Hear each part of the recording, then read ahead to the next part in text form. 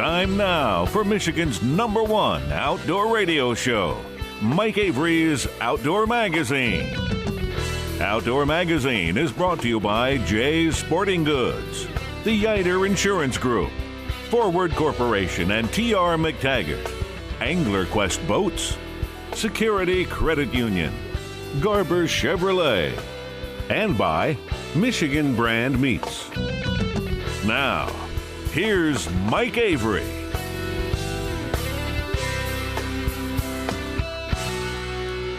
Well, thank you, Ken Hunter, for that introduction, and welcome to another edition of the Outdoor Magazine show right here on the Outdoor Magazine Radio Network. So glad to have you along with us. On a weekend that is a pretty big deal here in the great state of Michigan, isn't it? The opening weekend of the firearm deer season. When I was a kid, I remember getting a calendar, back when we had paper calendars. Remember those? Remember them? They were made out of paper or cardboard. You hung them on the wall. They had little squares on them, and you actually wrote on them. Remember those? Well, every year, I would look for 2 dates.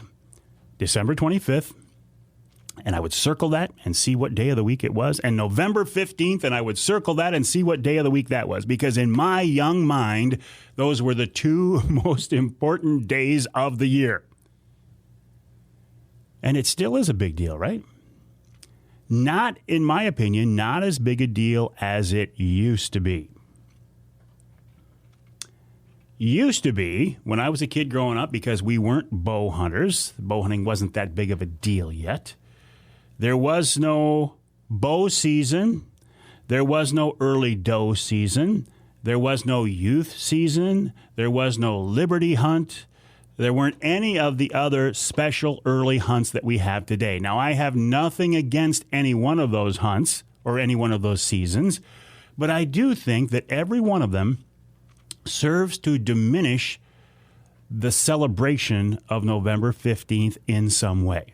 So by the time we come around to the opening day of firearm season, most Michigan hunters will have been in the woods one way or another legally hunting for whitetails. And should we change it from November 15th to the Saturday that falls closest to November 15th? Now, this is something that comes around every few years, and I understand why. Because for people who don't have a flexible schedule and for business owners, the first Saturday closest to November 15th makes a lot of sense. I'm one of those people, call me a traditionalist, call me an old man, I don't want to see it moved. Now, maybe I'm just being selfish, right, because I have a fairly flexible schedule. As long as November 15th doesn't fall on a Wednesday when we record the show, I'm pretty good to go. Although this year, it's on a Sunday. Sunday morning, I will be in church, but Sunday evening, I will be out there with a gun, a 30-06 in my hands. But I think it should stay November 15th. Now, I've talked to DNR biologists recently about a biological significance of November 15th.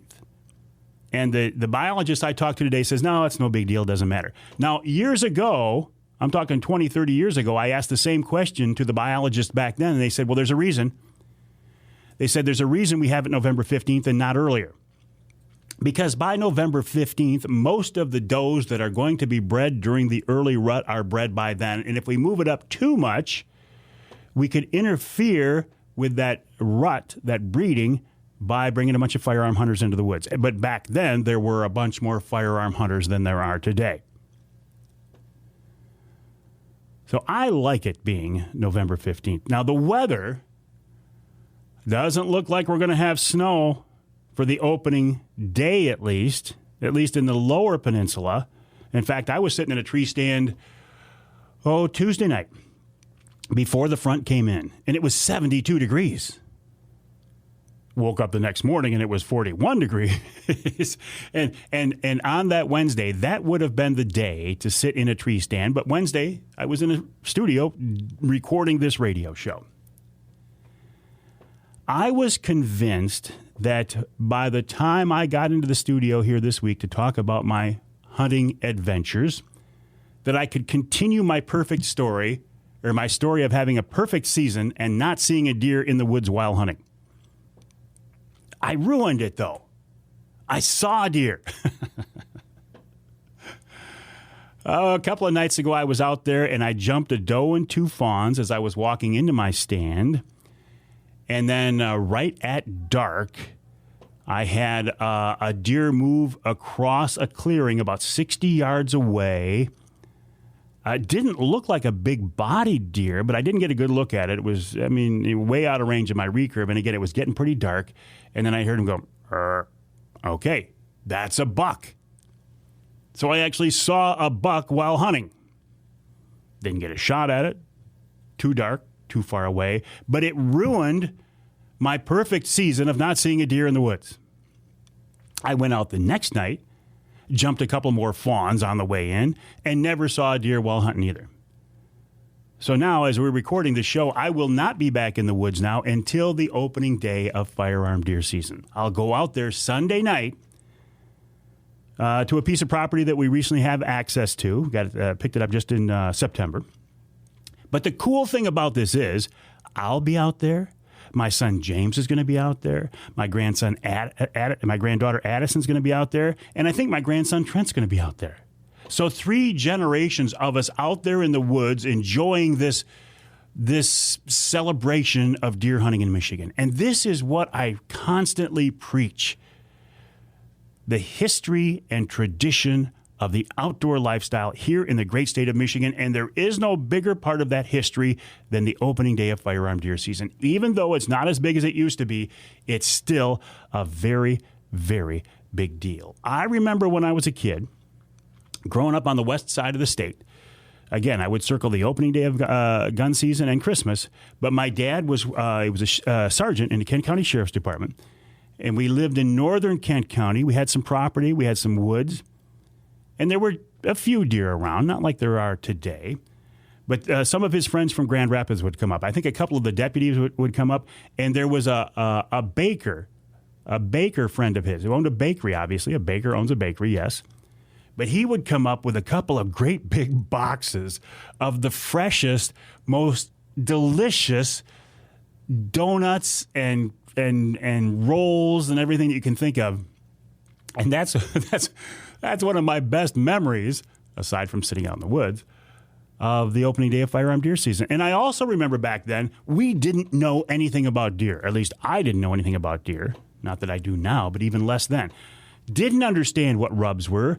Didn't understand what scrapes were. There weren't that many deer around. You went out there and you sat at the base of a tree, or maybe made yourself a brush blind or something, or on a stump, and you sat there and you waited. You weren't worried about quality deer management. You weren't worried about antler point restrictions. We did not shoot does. That was a no-no.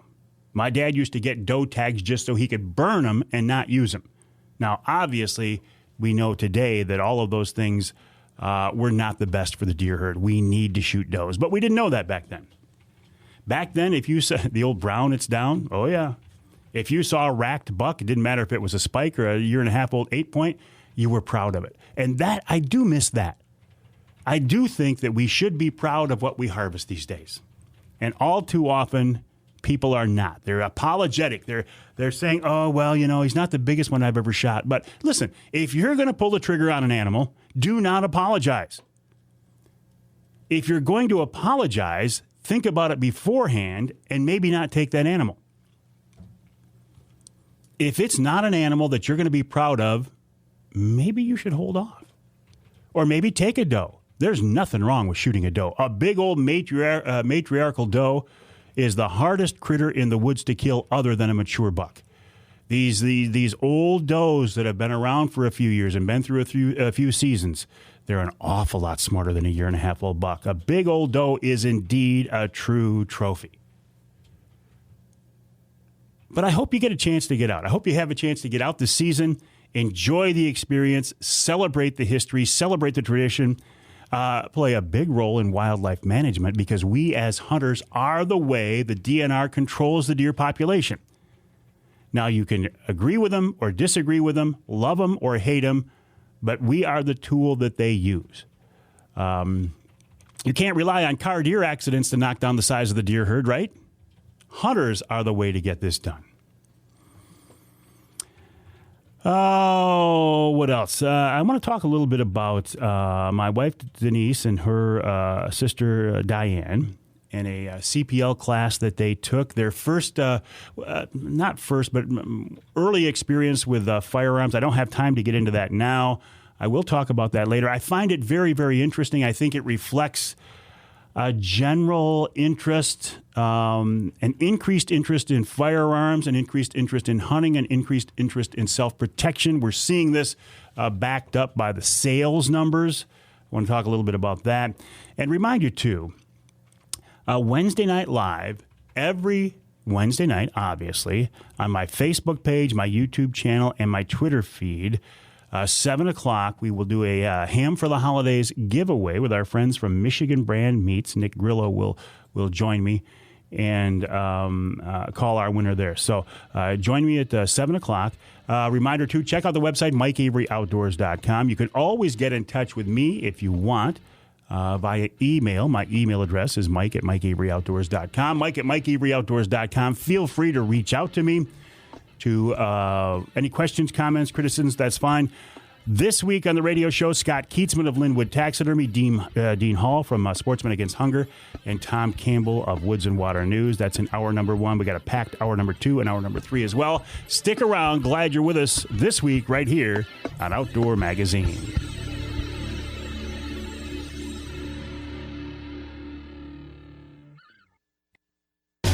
Ground blinds are a great option for hunters. They're safe, protect you from the weather, and they hide your movements. And the new see-through blinds take ground hunting to the next level because you can see out, but the game can't see in. Until now, you've had to pay a lot of money for that feature, but not anymore. Primal Tree Stand's new Wraith 270 see-through blind is just $200 if you go to OutdoorPregame.com and use the promo code Mike20. The Wraith 270 features 270 degrees of visibility, silent slide windows, and it weighs just 16 pounds. It's lighter and less expensive than the competition. To get yours at the discounted price, go to the website OutdoorPregame.com. That's OutdoorPregame.com and use the promo code Mike20. That'll drop the price to just $200. Again, go to OutdoorPregame.com, use the promo code Mike20, and you can get a new Wraith 270 see-through blind for just $200. I think you're going to thank me for this one. You know, it's always a pleasure for me to find new businesses to work with, and this time I want to tell you about a company I used to put graphics on my new Silverado. Sign Image in Saginaw did a great job in coming up with a design for my truck, and they did a very professional job of installing the wrap as well. I started out with a hand-sketched idea of what I wanted, and the folks at Sign Image took it from there. The truck looks great, and I'm getting lots of compliments. But Sign Image does more than just wrap vehicles. They're a full-service graphics shop, and they specialize in signs and electronic message centers. In fact, they were voted the best sign company in Michigan 3 years running. To learn more about Sign Image, check out their website. It's signimage1.com. That's signimage1.com. On that website, you can see examples of their work, including a picture of my truck. Again, the website signimage1.com. It's a complicated world we live in. Right about now, I'll bet your head is spinning like a tornado with news and opinions and conflicting do this and don't do that recommendations. Some days, you just want to throw up your hands, go to the woods, and stay there. And you know, that's not a bad idea. Jay's Sporting Goods encourages you to get back to your roots. Do some simple, traditional things for a while. In Michigan's great outdoors, space is one thing we have plenty of. So put as much social distance as you like between you and everyone else, including all your social media pals who somehow just recently became experts on every topic. And one more thing. Before you head out, head into Jay's Sporting Goods. Because even though there are shortages of a lot of things these days, Jay's has just what you need to make the most of your escape to our beautiful wide open spaces. It's the gateway to social distancing the way God intended. Jay's Sporting Goods, Clare and Gaylord. Hey, you like to hunt for different game in changing conditions, but it can be expensive to buy hunting clothes in every pattern. Well, now there's a way to change your camo without breaking the bank. With VersaSkins, you can buy one set of hunting clothes and change the pattern to suit your surroundings. You can switch from whitetail to waterfowl, blaze orange, and snow camo by just snapping on a new skin. Plus, VersaSkins keep you warm, dry, and protect you from the elements. To learn more, check out the website versaskins.com. VersaSkins, just change the skin for the season you're in. When you buy a Michigan hunting or fishing license, you're helping to fund conservation efforts across the state. The majority of funding for taking care of Michigan's fish and wildlife comes from you, hunters and anglers, not state taxes. So on behalf of the Michigan Wildlife Council, we'd like to thank you for your part in ensuring that Michigan's hunting and fishing heritage will be here for generations. Learn how the Michigan Wildlife Council promotes the role of hunting and fishing at hereformioutdoors.org.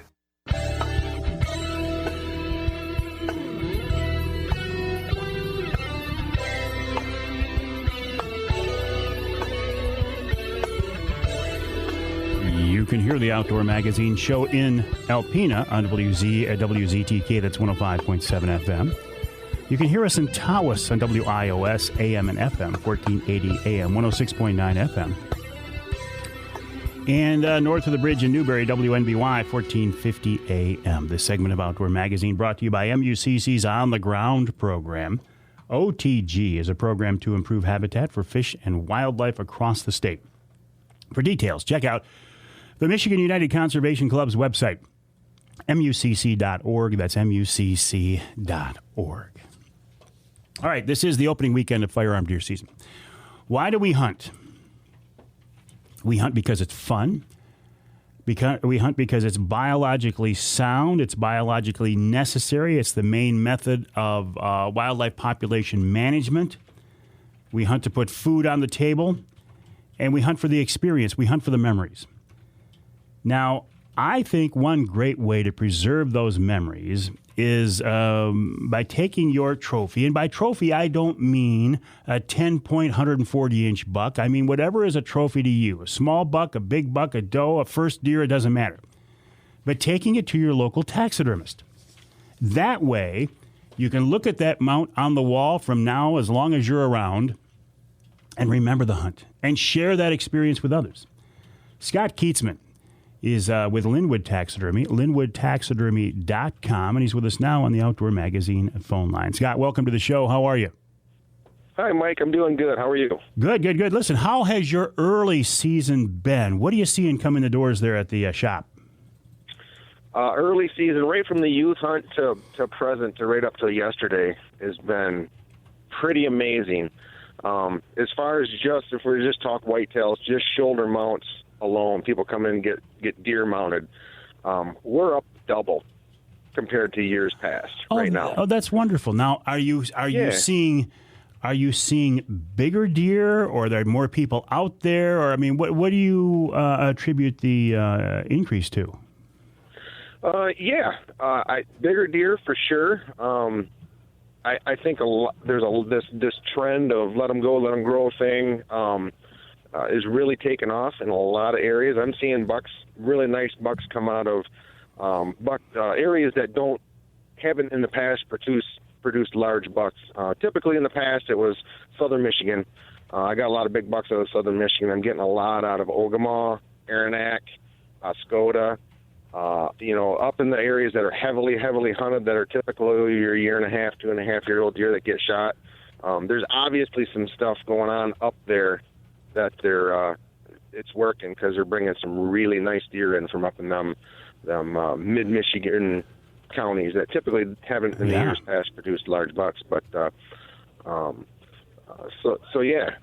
it's wonderful going on out there. That's wonderful to hear. And you said let's talk about sticking with deer, but your other critters that come in, bears, fish, waterfowl, just is business up? Is there more of an interest in the outdoors this fall?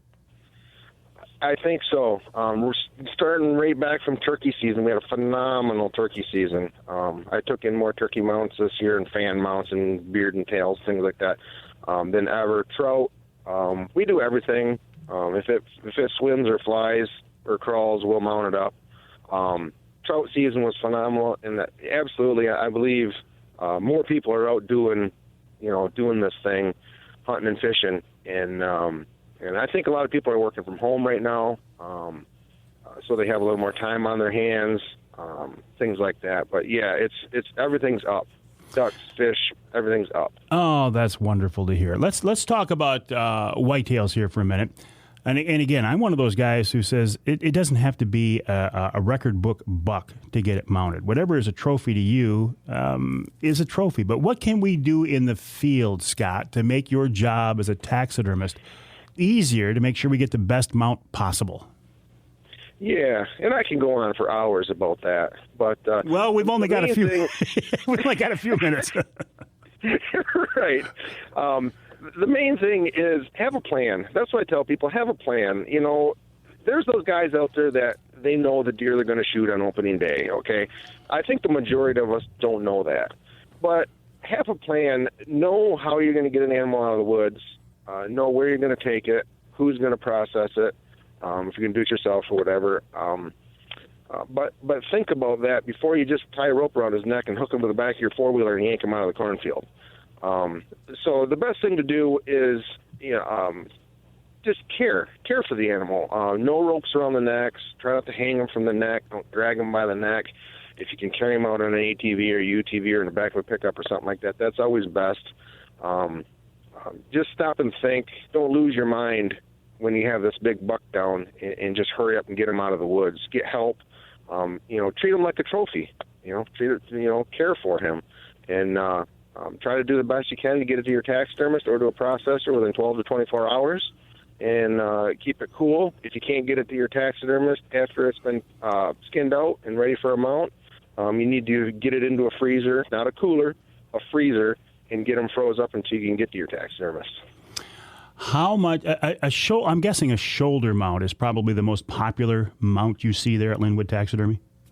Yeah, we're in Michigan, obviously, so that's your bread and butter is your whitetail shoulder mounts. Yeah. How much? All right, so I look at that and I see where the mount ends, and I'm thinking, okay, I only got to give you that much hide. But I know that that's a common problem. You want as much of that hide as you can, right? Better to leave too much skin on there than not enough, correct? Absolutely. That's what people, the typical question, where do I cut the hide off? And I say, don't. When in doubt, don't cut it. You got to skin the deer anyways, or your butcher has to skin the deer anyways. Take it all off and bring it all to me. That way I can cut off what I need. I know where to cut it off, how to cut it off. And, so take everything to your taxidermist. Let him, that's what you're paying him for, is to do the job and do it right. So let him do that. Don't try to be the taxidermist, be the deer hunter. You're good at deer hunting, do that. Let the taxidermist do his job.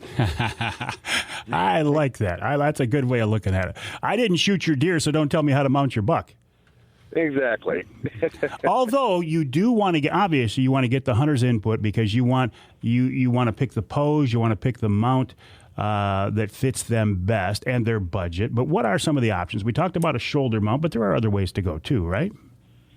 Oh, gosh. We'd still do what they call long neck mounts. They're not very popular anymore, but we do a long neck mount. There's different types of table pedestals, wall pedestal mounts, which is just about half of the deer you can get on the wall minus the front legs. A big thing going now is floor pedestals. People are having their whitetails and mule deer and stuff mounted up on. Instead of taking up wall space, we can build oak or walnut or cherry pedestals for them, and we can mount them and you can sit them on the floor. And the beauty of that is you can move them around the room anytime you want. You can put them anywhere in the house. There's a lot of options. And if you want something different, that's what I hear a lot of is I've got 10 mounts on my wall. I want something different. Your taxidermist needs to take time and take you aside and explain things that he's able to do, he or she is able to do for you. And if they can't do that for you, if all they want to do is shoulder mounts for you, then maybe it's time to look for a new guy. But the point is there's a lot of options out there, and the taxidermist should know what those are, and he should do whatever he can to accommodate you. Well, there are a lot of taxidermists out there, full-time people, a lot of part-time people. What do we look for? I like working with you, Scott, but if somebody's on the other side of the state or whatever, for whatever reason, they don't want to work with you. What do we look for in a taxidermist? Well, obviously there's the money aspect, but if you're looking for good quality taxidermy, ask questions. Find out if they tan their own hides or if they have somebody else tan their hides for them. Who does that? And they should be able to rattle these answers off in a big hurry. There should be no looking up at the sky kind of fishing for answers. Go to a showroom. Look at his work. A good taxidermist will have a logbook of present and past customers. You should be able to go through that. I have a clientele list. I can give you phone numbers of people to call, and ask questions about what forms they use, who does their tanning, what is the process of this. A lot of guys already know these questions, but if you're new, it's your first year getting mounted, you can ask these questions, and they should be able to answer them. And so you're looking for a quality tan job as your first step. That's the what's going to make your mount last as long as it's a quality tan job. I use the Wildlife Gallery in Mount Pleasant, Michigan. I'm not afraid to tell people that. So we're the nation's largest tannery. You get a top-notch tan and a top-notch mount that'll last a lifetime. Well, that's what I was going to ask you. You talked about making these things last as long as possible. You say last a lifetime. Is that for real? If I get a shoulder mount done from you, is that thing going to last? Well, obviously it's going to last as long as I'm going to be around, but is it going to last, 20, 30, 40 years? Absolutely. There's no doubt in my mind when you get a shoulder mount back from me, I can't speak for other people, but the quality tan I use, the products I use, the adhesives that we use, that shoulder mount that you pick up tomorrow, 30 years from now, should look like the day you picked it up. Absolutely. Do I have to do anything on my end? I mean, how do I take care of these things? How do I clean them, or do I just put them on the wall and don't touch them? Well, there's dusting of them, obviously. We don't like to see them in direct sunlight, over top of direct heat, although we have done tests with the synthetic tans that I use. Heat doesn't seem to affect them. Obviously, UV rays from sunlight in windows and things like that will fade anything. And as far as dusting them, damp rag, no oil, no chemicals. There's a little maintenance involved, but just common sense stuff. If you're going to put them in the basement or out in the garage, dehumidifiers, moisture is a killer. You'll get mold. There's nothing I can do about that. That's on your end. But again, that's all questions, great questions for your taxidermist. Ask him. That's what I suggest they put them in, is dry, climate-controlled areas out of the sunlight. All right, Scott. Well, listen, I will wish you a great season. The website is linwoodtaxidermy.com, and your new building there is beautiful. Thank you. It's been a good move. It's been great. I love it. And I just want to say real quick, happy Veterans. I know this won't air till the weekend, but I just want to say happy Veterans Day to all the veterans out there, and thank you all for your service. I appreciate you doing that. Where do we find the shop, Scott? We are at 32 North Huron. You can also go to linwoodtaxidermy.com. We're on Facebook, Linwood Taxidermy Facebook page.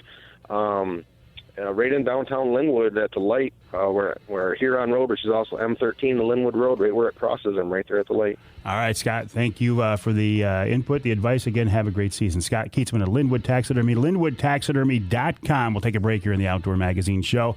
When we come back, another way to utilize the whitetail that you want to harvest this season, you can donate it, part of it, or all of it, to Sportsmen Against Hunger. We'll talk with Dean Hall coming up right here on Outdoor Magazine.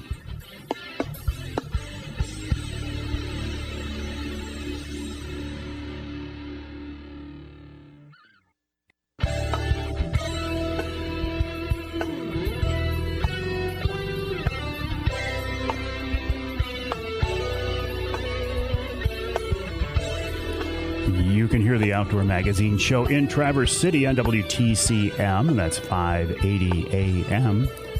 You can hear us in St. Joe on WSJM 94.9 FM. And also north of the bridge in the Sioux on ESPN 1400 WKNW. This segment of Outdoor Magazine is brought to you by Boning Archery. Michigan-based Boning has been a leader in the archery industry since 1946. You know what that means. 2021 is their 75th anniversary.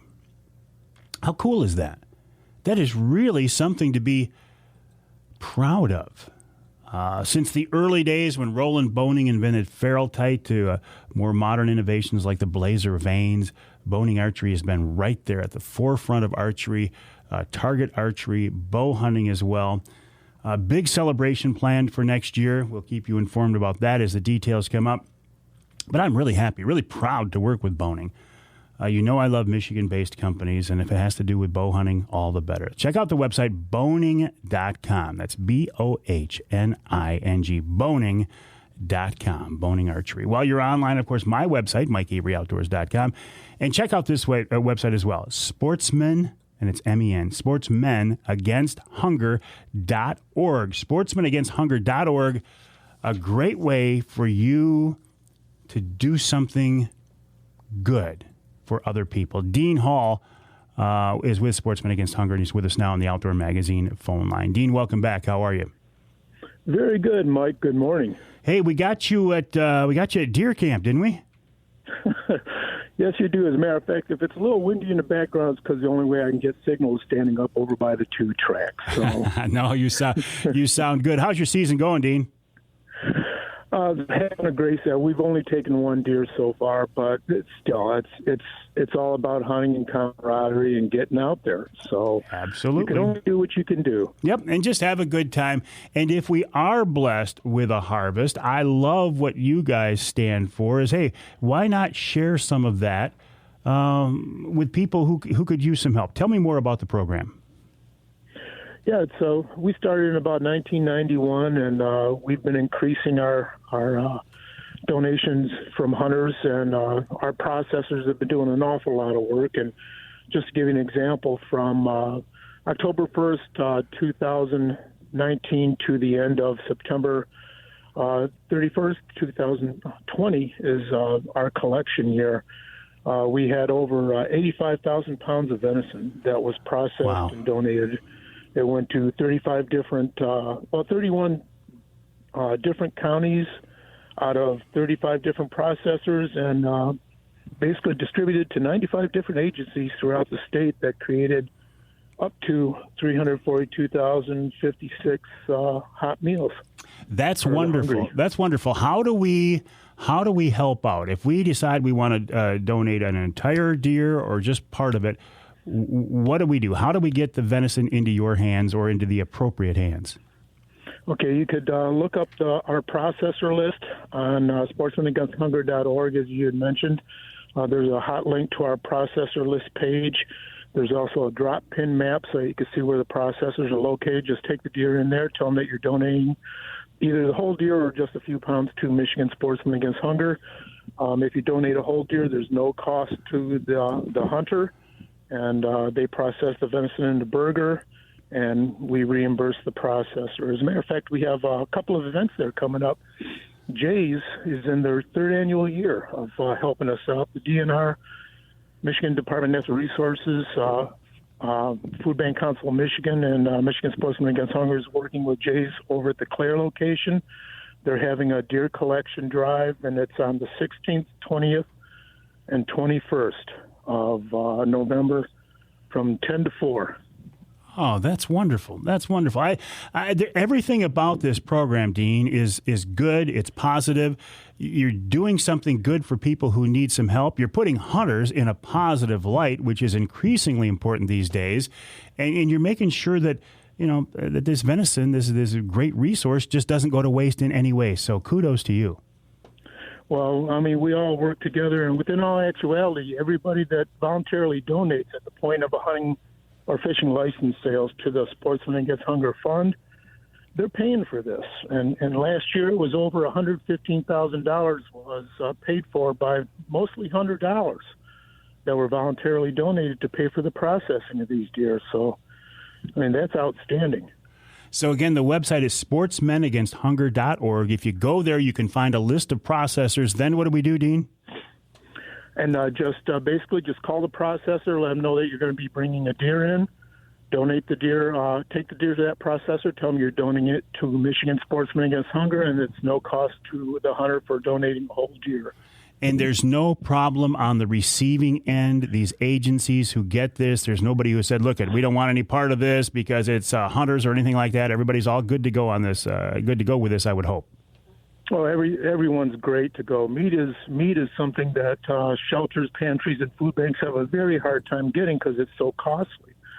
And this coming to them at no cost, I mean, it's a win-win situation, not only for the sportsmen, but for wildlife management and for the hungry of the state. Wonderful. It's good all the way around. Again, sportsmenagainsthunger.org is the website. If you've got some venison, an entire deer, or just a few pounds, if you want to donate it, go to the website sportsmenagainsthunger.org. Find a list of processors. If you donate the entire deer, there's no cost to you. Again, Dean Hall, keep up the good work. Thanks for letting us know about it. sportsmenagainsthunger.org. Great way to share the celebration and the blessing of your harvest with somebody else who could use some help. It's a great program. sportsmenagainsthunger.org. We'll take a break. When we come back, wrap up this first hour with Tom Campbell of Woods-n-Waternews right here on Outdoor Magazine.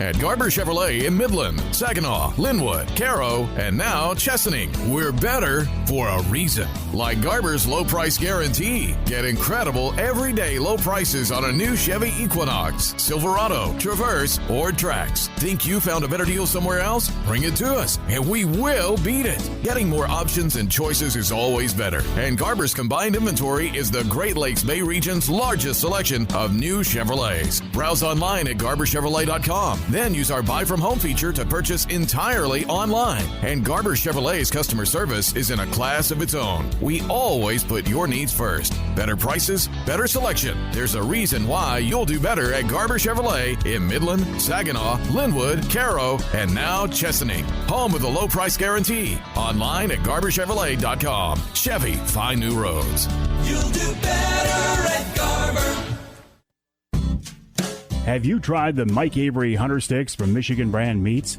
They feature two of my favorites, elk and pepper, and I think they taste great. I've been working with the Grillo family of Michigan Brand for a few years now, and I couldn't be happier. Michigan Brand is family-owned and based right here in Michigan, and they make lots of great products. From jerky, sausage, and those hunter sticks to their famous Michigan Brand hams, you can't go wrong with Michigan Brand meats. Plus, Michigan Brand can process your boned-out wild game, too. Check out the website, michiganbrand.net, for more info. That's michiganbrand.net. You can buy the Mike Avery Hunter Sticks on that website. Plus, you can get them at Jay's Sporting Goods, all Forward convenience stores, Jack's Fruit Markets, and many other great stores, too. There's a complete list on the website. Again, that's michiganbrand.net for the Mike Avery Hunter Sticks, the outstanding Michigan Brand hams, and lots more.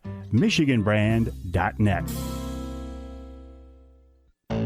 Security Credit Union wants to thank you for helping to make them one of Michigan's fastest growing credit unions. Check out Security's Debit Rewards program, where you can earn points just by using your debit or Titanium Rewards credit card.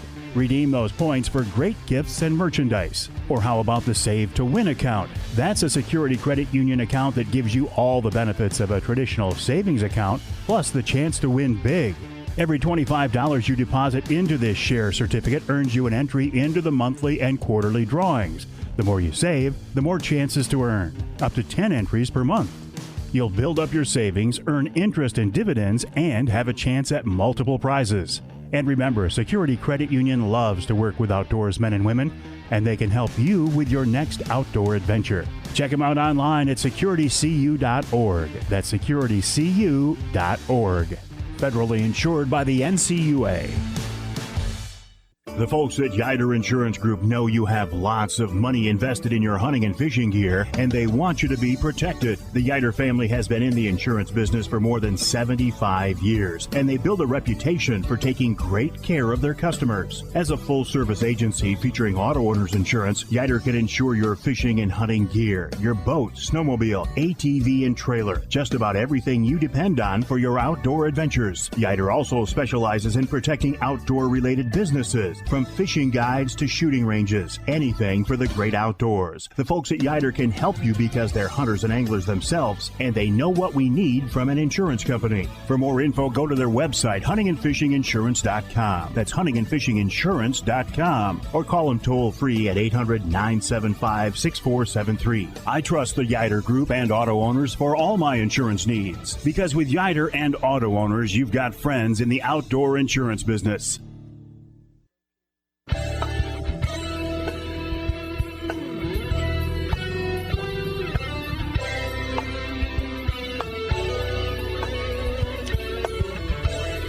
You can hear the Outdoor Magazine show in Battle Creek on WBCK 95.3 FM.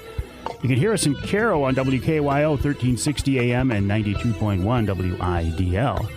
And you can hear us north of the bridge in Ishpeming, WIAN. That's 1240 AM. This segment of Outdoor Magazine is brought to you by Speedy Blaze. Speedy Blaze is a safe, clean, water-resistant alternative to firewood. It's safe to cook over because it's made from recycled hardwood. It's water-resistant. It's insect-resistant. You can put it in your fireplace, your grill, your stove, your campfire, your patio, fire pit. Burns clean, burns hot, burns for a long time. Check them out online. And it's a Michigan-based family-owned company, and you know I love that. Check them out online at speedyblaze.com. That's speedyblaze.com. While you're online, check out MikeAveryOutdoors.com and woods-n-waternews.com. You can also find them on Facebook and Instagram as well. Tom Campbell of Woods-n-Waternews with us now on the Outdoor Magazine phone line. Tom, welcome back. Hey, Mike, thank you. Big weekend in the Michigan outdoors this weekend. Is it? You betcha. Absolutely. Yes. The December issue is on the newsstand. Oh, you were talking about something else. Like, I'm sorry. I'm sorry. That was a good one, Tom. I like that. Yeah, actually, we really had to push ourselves to try to get it on the newsstands before opening day, and obviously with a distribution, not all our stands will have it by the end of this weekend and into next week. But we tried real hard, and certainly as you go from camp and to get supplies or whatever, hopefully you'll find that December issue of Woods-n-Waternews.